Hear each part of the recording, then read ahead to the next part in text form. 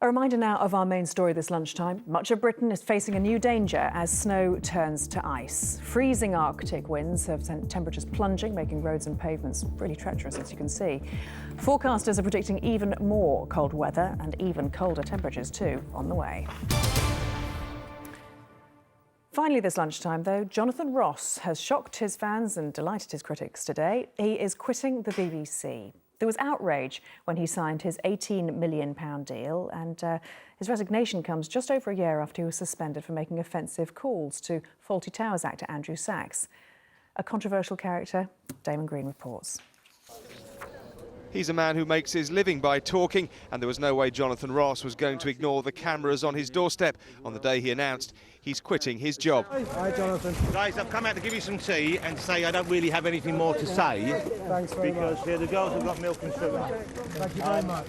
I've made a statement, and the statement kind of says it all, really. I've had a great 13 years with the BBC. I think it's probably not a bad time for me to move on, and probably not a bad time for them either. So, you know, it's been terrific. I would love to stay and make more shows, but I've got 6 months left. I'm going to go back and try and make the best shows of my career with them, and then... A well-known face on every red carpet in town, the BBC's highest-paid star now won't be renewing his contract in June. And being a media celeb, he chose a social networking site, Twitter, to break the news to his fans, the people whose support he's needed so badly in the past. In some ways, the BBC's most recognisable face, but paid £6 million a year at a time the corporation's cutting costs, some departments on hearing the news are said to have cheered. He's also shown how having a very high profile can be both a good and a bad thing. I'd like to apologise for these terrible attacks, Andrew Sachs. He was suspended for 3 months after that, and a new contract would probably have meant heavier vetting. Let's legalise it. No. His weekend chat show was a flagship entertainment programme for the BBC, but in fellow presenter Graham Norton, his employers have a ready-made replacement at a fraction of the cost. With the reviewer Mark Commode expected to take up duties as the corporation's film critic. Ross said he turned down bigger offers to stay with the BBC. Now he'll find out what his talents are really worth on the open market. Damon Green, ITV News. And that is it this lunchtime. Join Alistair Stewart and me for the ITV News at 6:30. The latest where you are follows the national weather now, but from everyone here, bye-bye.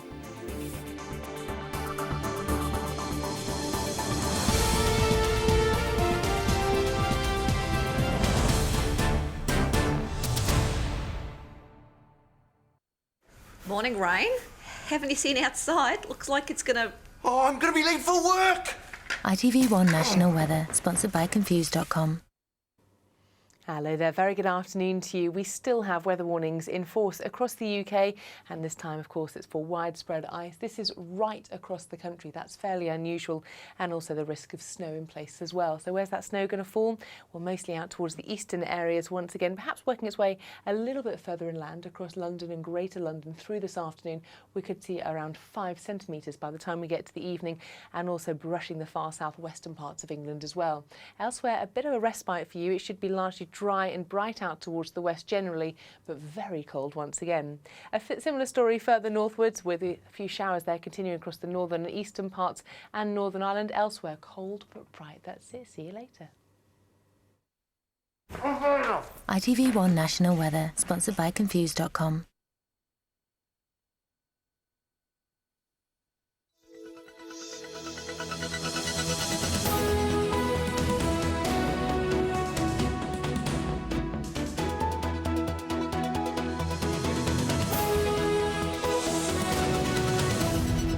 Good afternoon to you. Heavy snow still falling in parts of our region. Resulting power cuts mean thousands of people in Berkshire, Hampshire and parts of Sussex have been left without electricity. Motorists and pedestrians are once again being warned to beware of treacherous, icy conditions. Well, overnight, the Medway and Maidstone areas in Kent were the worst hit by the snow. Sarah Saunders in Maidstone for us now. Sarah, just how are things today?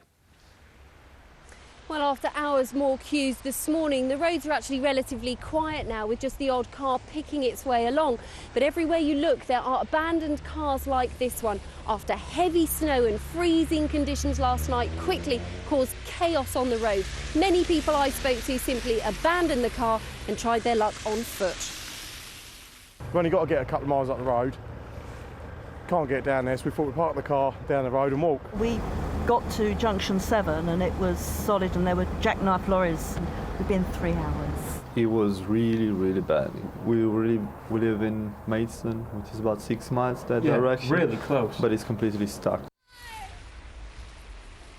Well, the gritters are out in force again today. In some town centres in Kent, they're using sand instead of grit to conserve their stocks. But KCC assure us they are not about to run out.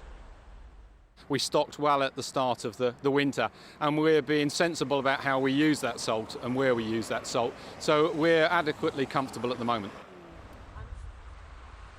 Meanwhile, a Eurostar train has broken down in the Channel Tunnel again. You might remember something similar happened just a few weeks ago, but this time Eurostar telling us it has nothing to do with the cold. Those passengers are being taken out now. Elsewhere, though, not a good day to be at home if you are one of the thousands of people in Hampshire, Berkshire and parts of Sussex who have been left without power in these freezing cold conditions. Southern Electric and EDF assuring us they're doing everything they can to get those people back online. Sarah, thank you very much indeed. Meanwhile, hundreds of motorists forced to abandon their cars on the A3 in Hampshire on Tuesday have started returning to collect their vehicles. Police have asked drivers to contact them on their non-emergency number 101 so they can be given assistance. Of course, as the snowplows come past, they're throwing all the slush over it, and that's frozen. So the chaps here are, clearing the hardest bit, which is when I was looking at that just before you guys arrived, I was thinking, well, I'm going to be here for some time, but the cavalry's here, so fingers crossed. And in Sussex, police say they've received a record number of calls because of the snow and ice. Officers took almost 2,500 in just 24 hours as people struggle to work this morning on ungritted roads and pavements. Meals on Wheels volunteers in Brighton have appealed for people with 4x4s to help them deliver food. So where was the coldest place in our region? Well, overnight a village in Oxfordshire has recorded one of the lowest temperatures in the country. So we had to go and see for ourselves. Victoria Bennett is in Benson for us now. Victoria, how cold was it? How are the poor old villagers coping? Well, Fred, it was minus 17.7 degrees Celsius. Now, that's just 2 degrees warmer than the South Pole and colder than Moscow. But here in the heart of the village, they've been coping fantastically. The village has been buzzing all day. Every shop's open, from the hairdressers to the supermarket, which has been very busy.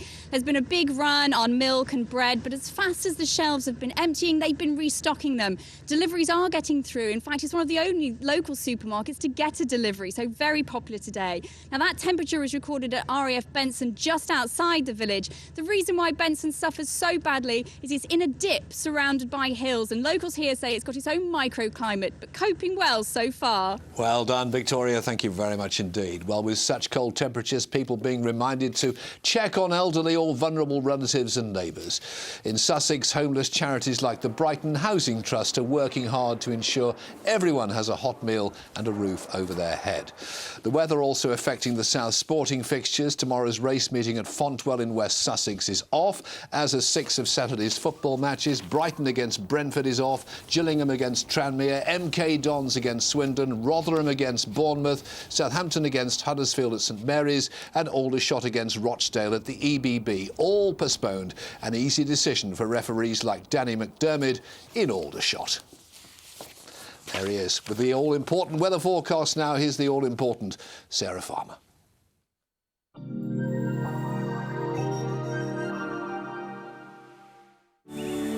Change your outlook with your local airline.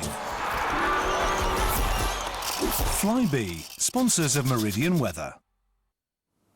Hello and a very good afternoon to you. Well, it certainly was chilly in Chilworth last night and throughout the rest of the region as well. And that chilly factor will continue through the course of the next few days. For this afternoon, we can expect a bit of a two-way split. Out towards the east of our region is where we're likely to see more in the way of snowfall. Drier and brighter the further west you are. Temperatures still not all that warm though, and tonight we've got another cold one on the cards. Temperatures dipping down to 7 and 8 in towns and cities. Colder if you're out in the countryside. Flybe, sponsors of Meridian Weather.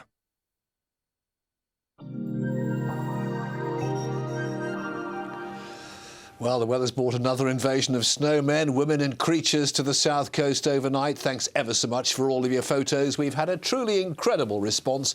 You can see many more by logging onto our website, www.itv.com/Meridian. And we'll show you plenty more on Meridian tonight too at 6 o'clock. That's it for now. Have a safe afternoon. Bye-bye.